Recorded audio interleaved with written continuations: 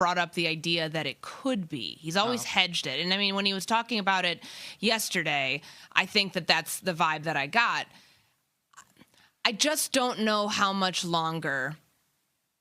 Like, he keeps, I'm not saying deteriorating by any words, but he keeps getting older, and the skill set in terms of his scrambling ability, in terms of what happens, like when he gets outside of the pocket, like he's an incredibly accurate, decisive, delivering the ball, like has the arm strength. All those things won't go away. But I do think the wear and tear of a season and what you're going to have to do to prepare for another one. Yeah. Look, I know he won't be there for OTAs and minicamp. He'll be there when the things are mandatory, because that's how he's done it these last couple of years. But I just don't know that you're going to be able to play at the highest level when the dial in and being locked in the off season is usually what's required of you when he's already been there, done that, and he's not getting any younger. I kind of like the Steelers to win this game, oddly enough, on Sunday night. It's so Tomlin for everybody to be out on them and then for them to come in and be the more physical team. So I think the Steelers win, and he gets to play a playoff game, which inevitably they'll lose, because that's also what the Steelers do. If I'm Pittsburgh, Courtney, I cannot be waiting around again all spring and summer for Aaron Rodgers to make a decision. So to me, that's number one. And then I have a prediction about how I think this is going to go, which I will get to as soon as Aaron Rodgers tells you about his future. Take a listen. Here's the Steelers quarterback. I'm thinking about this week, but obviously I'm 42 years old and I'm on a one-year deal, so you know what the situation is. Whenever the season ends, I'll be a free agent, so that'll give me a lot of options if I still want to play. I mean, a lot of options, but there'll be options I would think, maybe one or two, if I decide I still want to play. But I've enjoyed this experience, and everybody in Pittsburgh has been fantastic to me on and off the field, and it's really what I was hoping for this experience. It's been even better than I was hoping. Put me down, Courtney. Aaron Rodgers is not going to be on an NFL team in September, but he'll be on one in November. I think he's going to do the Phillip Rivers. Okay. I think there's going to be a team that's in the playoff mix that gets desperate.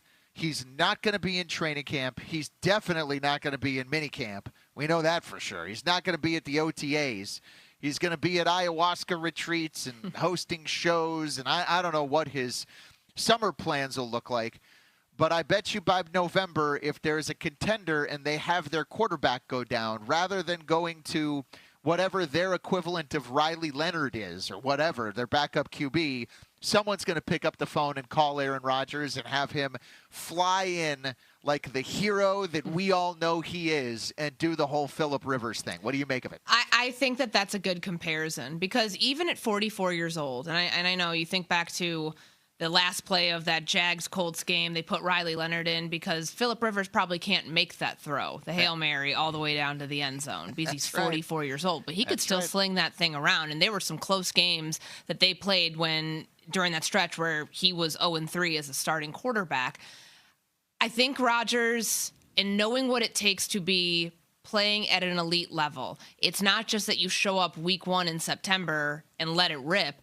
It's all of the prep time. And that's mentally taxing, whether you're a young player or somebody like Aaron Rodgers who's 42 years old. If you want to be great, you have to be willing to be all in and committed to that. For the last couple of years, he hasn't been. Honestly, the most locked in and committed he was when he was in that first year with the Jets, where he was showing up to OTAs, where he was showing up to all the mandatory stuff, where he was showing up to off-season workouts. I think that version of him, it's like sometimes when your body and your mind tells you, yeah, I could push it, but I just don't want to do it anymore. I just don't have it in me.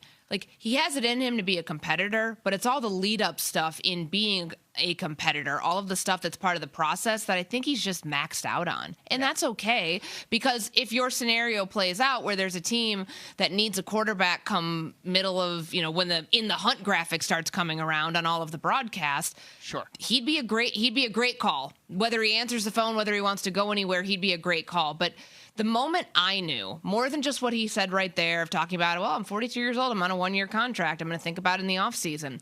When he talked about the Packers and how much adoration he has for that franchise and how he wants to retire as a Green Bay Packer. I know in the NBA we call it, like the one-day contract, that he could effectively go back there and retire as a Packer.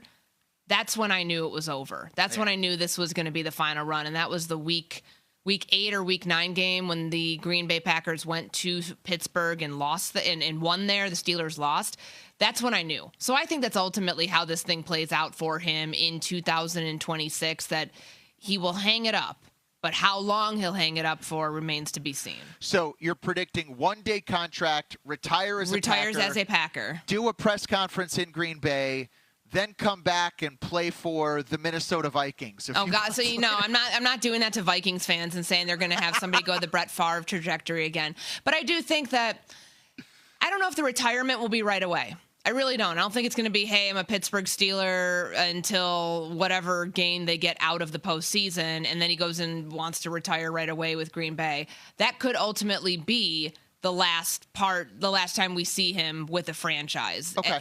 But you also have to question, what kind of shape is he going to be in? If he has all those months off from football, is he going to be able to do what Phillip Rivers did? Because Phillip Rivers was still training, and he was still working in football, albeit as a high school coach. Sure. But he was still around the game. If Aaron Rodgers isn't around the game, how ready would he be to come in on a moment's notice if a team does have an injury where it requires somebody to step in? But look, I think that he's a guy that strikes me as he'll have multiple retirements and then unretirements. I just don't know in which the order is going to happen about where he's going to be in the Green Bay part of the retirement. I wish I could bet that at DraftKings, the official sports betting partner of ESPN. Courtney Cronin, I'm Aaron Goldhammer. We're presented by Progressive Insurance with Unsportsmanlike.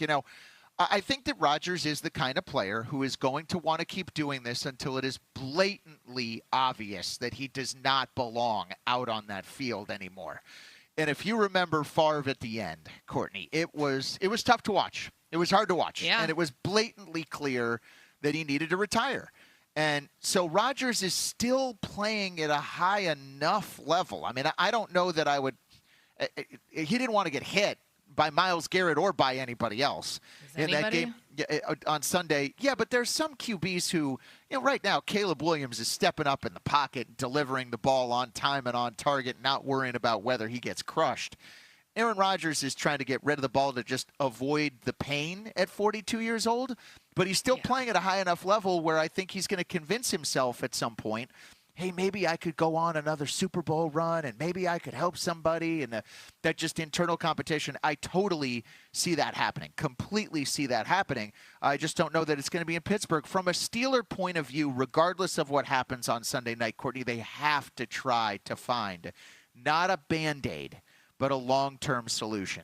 If I'm Steeler fan, I don't want to go to Mac Jones.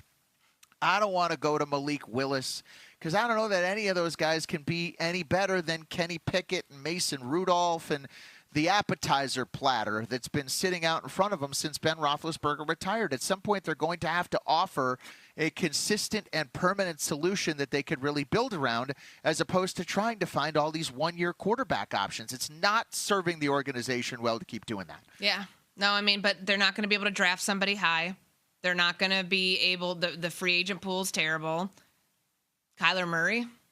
Yeah. I'm just thinking about guys who need to change the scenery. You're going down that path if you think that the Steelers are going to have to use next year. AFC North, to me, sounds like a mess. It does. The whole division's a mess. But honestly, Aaron, this is not next year you're competitive because you fix the quarterback situation long-term next year. It's going to take some very careful planning from that front office to figure out how to get yourself out of stopgap mode, because that's what they've been in since Roethlisberger retired. No doubt, but is it possible that starting next year they may need to take a step or two back? Yes. Before they could take a couple of steps forward? That's hard for the Steelers to acknowledge because they're a winning organization, but they've gone from being the Boston Celtics of the NFL to being the Indiana Pacers, so to speak, where they keep winning the equivalent of 47 games and being the 6th seed. as opposed to, winning 55 and having a chance to compete for a championship. The Indiana Pacers also went to a finals last year. So the Steelers haven't been to a Super Bowl in a very long time. Terrible comparison. I'm starting 2026 off with bad cross-sports comparisons. That should be your New Year's resolution. No more cross-sports comparisons. All right, I'm taking a step back from that and allowing producer Pat to take a step up because I'm Over It is next for the first time in 2026. We are presented by Progressive Insurance. I'm Aaron Goldhammer, Courtney Cronin. You can listen on Sportsmanlike on ESPN Radio. You can watch on ESPN2 and ESPNU. Hey, this is Rich Eisen. We hope you're enjoying your New Year's holiday break. We return Friday to react to all the college football play.